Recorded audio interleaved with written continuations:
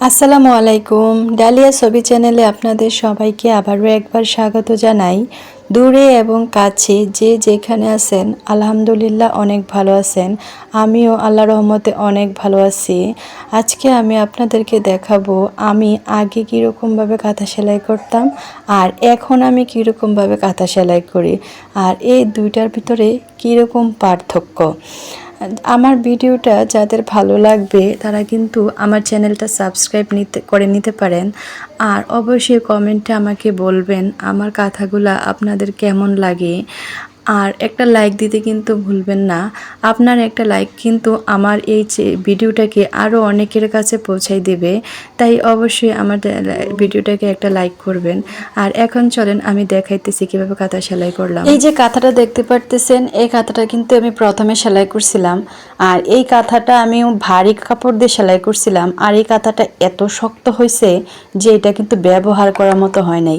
কিন্তু কাঁথাটা যে ডিজাইন করছিলাম এই ডিজাইনটাও কিন্তু খুবই এলোমেলো। আর এই ডিজাইনটার ভিতরে দেখেন আমি একটা গাছ রাখছি, আর গাছের ভিতরে একটা বড় একটা ফুল দিছি, তারপরে নিচে আরো ছোট ছোট করে ফুল দিছি। কিন্তু এই ছোট ছোট ফুলগুলো কিন্তু খুবই খারাপ দেখা যাইতেছিল, একটা ছোট একটা বড় এরকম হয়ে গেছে। আর এই গাছের ডিজাইনটা যে করছি এই গাছটাও কিন্তু খুবই এলোমেলো হয়ে গেছে, দেখতে ততটা ভালো দেখা যাচ্ছে না, কেমন যেন হয়ে গেছে। যাই হোক, তখন কিন্তু আমি কাঁথা সেলাই করতে পারতাম না, খুবই সিম্পলভাবে সেলাই করতাম, শুধুমাত্র শিখতেছিলাম আর কি তখন কাঁথা সেলাই করা কিভাবে।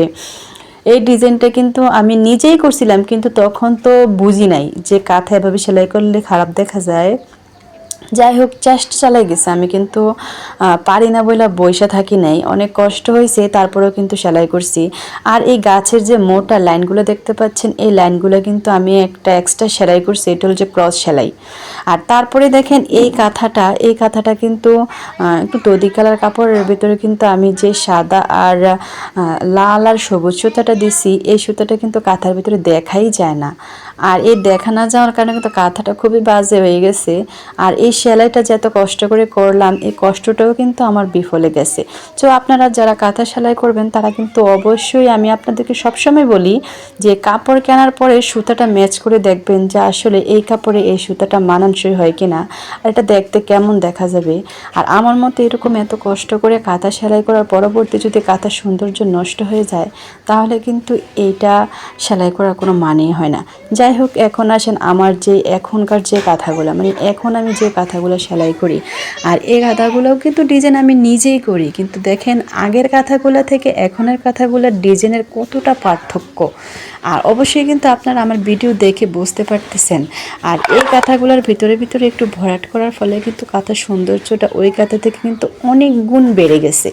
যাই হোক, আপনাদেরকে আমি বলবো যে অবশ্যই চিন্তা ভাবনা করে কাঁথা সেলাই করবেন, এতে করে কিন্তু কাঁথার সৌন্দর্য দ্বিগুণ হয়ে যাবে। সবাইকে আমার ভিডিওটা দেখার জন্য ধন্যবাদ।